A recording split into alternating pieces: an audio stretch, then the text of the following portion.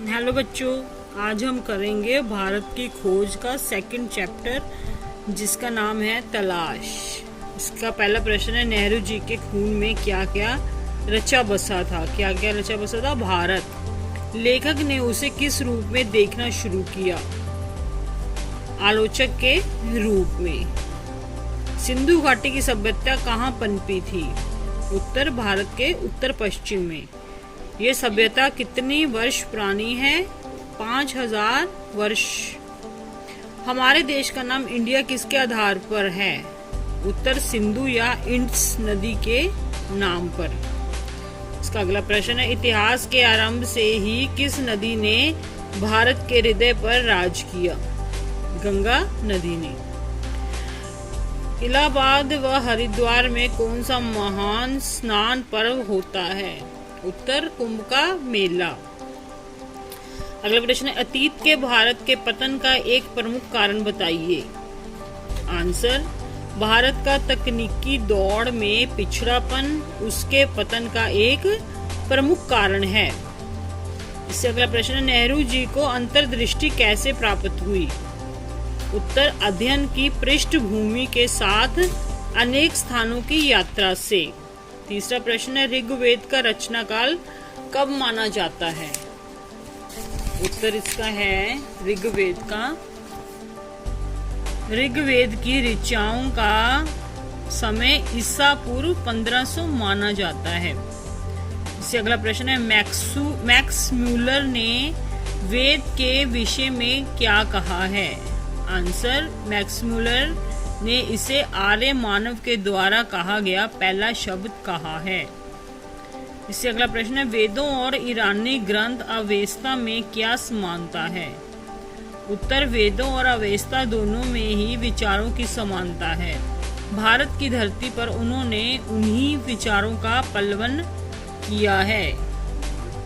इससे अगला प्रश्न है, वेद का क्या अर्थ है? आंसर, वेद का अर्थ है जानना। अपने समय के विषय में ज्ञान संग्रह करना ही वेद कहलाता है। उसमें ना मूर्ति पूजा है ना देव मंदिर। अब अगला प्रश्न है, भारत के विषय में लेखक की क्या दृष्टि थी?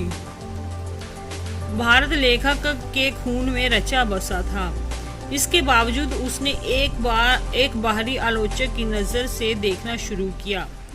एक ऐसा आलोचक जो वर्तमान के साथ साथ अतीत के भी बहुत से देखे हुए अवशेषों को नापसंद करता था।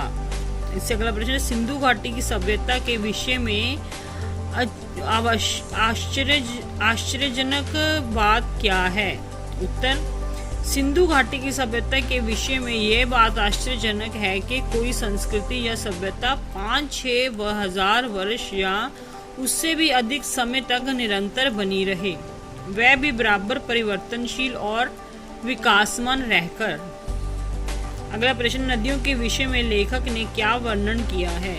उत्तर, नदियों के विषय में लेखक कहते हैं, ब्रह्मपुत्र नदी इतिहास की मुख्य धारा से लगभग कटी हुई पर पुरानी कहानियों में आज भी जीवित उत्तर पूर्वी पहाड़ियों के हृदय में पड़ी गहरी दरारों के बीच में बरबस मार्ग बनाती हुई भारत में प्रवेश करती है।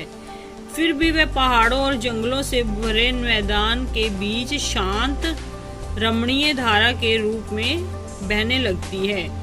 यमुना नदी, जिसके चारों ओर नृत्य, उत्सव और नाटक से संबंध न जाने कितनी पौराणिक कथाएं एकत्र हैं, इन सब से बढ़कर हैं। भारत की पवित्र नदी ने इतिहास के आरंभ से ही भारत के हृदय पर राज किया है और लाखों की तादाद में लोगों को अपने तटों की ओर खींचा है। प्राचीन काल में आधुनिक युग तक की गंगा की गाथा भारत की सभ्यता और संस्कृति की कहानी है। इससे अगला प्रश्न है, अशोक के पाषाण स्तंभ लेखक को क्या कहते हैं? उत्तर, अशोक के पाषाण स्तंभों के विषय में लेखक कहते हैं कि अशोक के पाषाण स्तंभ अपने शिलालेखों के माध्यम से मुझे एक ऐसी आदमी के बारे में बताते थे, जो खुद एक सम्राट होकर भी किसी अन्य राजा और सम्राट से महान था। अगला प्रश्न है, अंग्रेजी शासन में मध्य वर्ग की क्या समस्याएं थी?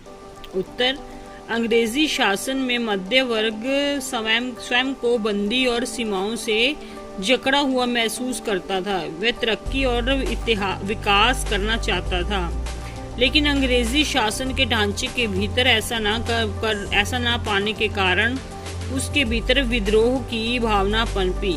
परंतु इस चेतना वाले भारतीय उस ढांचे को बनाए रखना चाहते थे और अंग्रेजों को हटाकर उसका संचालन स्वयं करना चाहते थे।